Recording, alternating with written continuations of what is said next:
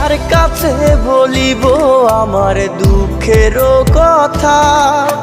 স্বপ্ন ভাঙা কত কঠিন, পাই না পূর্ণতা। আমি কার কাছে বলিব আমার দুঃখের কথা? স্বপ্ন ভাঙা কত কঠিন, পাই না পূর্ণতা। আমার চোখের জলে ভাসে নদী রে,